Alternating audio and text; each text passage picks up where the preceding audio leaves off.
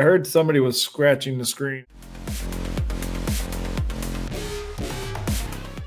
The screen. So, have you ever seen or heard of Jerry Rigs Everything? No, but I heard somebody was scratching the screen and showed how easily it is to scratch. That's probably Jerry Rigs Everything. So what he does is he's notorious for any new piece of tech. If it's got a glass, he checks it. And turns out that the Nintendo Switch does not have glass, but rather plastic. And he can tell because he's got different, I guess, sharp objects that he scratches against the surface. And he's got a rating system, so he knows exactly which, at what number it starts to scratch is the type of material that the glass is. And so in this case, he got some serious scratches at a number 3, which is plastic.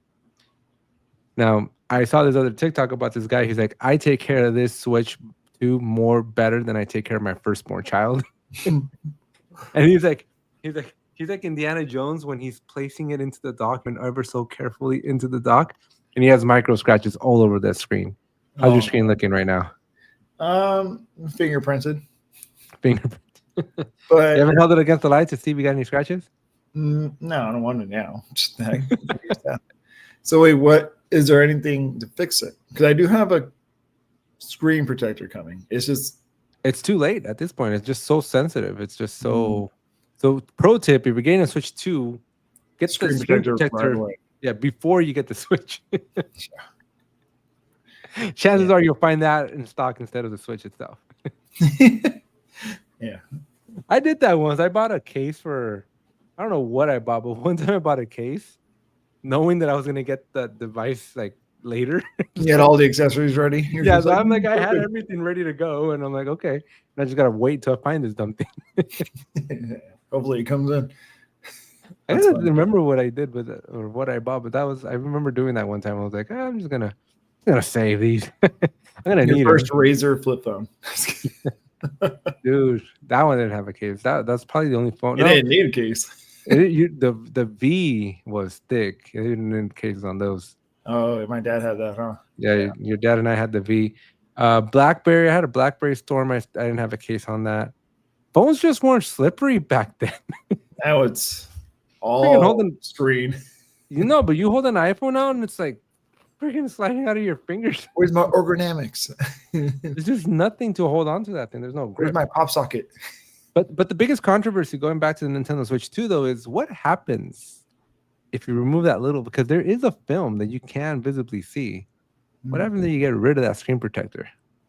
So if you do that, can you possibly get rid of the micro scratches and then immediately? No, what I'm hearing is you're done. You're, as my kid would say, you're cooked.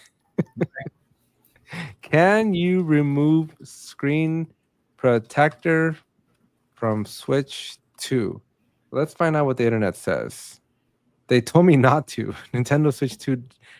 So this is JerryRigEverything. He's a funny guy. They told me not to. Let's see. What are people saying? What are in the news here? Let's see if we can get some news on Switch 2. Screen protector already installed, but not the kind you think. Do not remove it. 95 toys. In our continued countdown to the launch of the Switch 2 a week later. So does the Nintendo Switch 2 come with a screen protector and out of the box? Well, sort of, but not in traditional sense. There's a protective film layer laying over the LCD display, but is not meant to take the place of a typical screen protector and should never be removed. Do not peel it off. This isn't anything to really be worried about, just something to be aware of. The Switch 2 isn't the first time Nintendo has deployed this sort of protective layer on its console, as the OLED Switch also has adhesive film in place for the same reason. Do you peel? How do I remove it? Oh boy. You don't remove it. Don't remove it. It's the pro tip here. But still, it kind of sucks. So you would think that in 2025 we have better screens here. Better plastic. Well, they should have gone with glass, right? So there's glass and then the sapphire, they spent the extra $1. At that price point though, you'd think you'd have top of the line stuff at $450.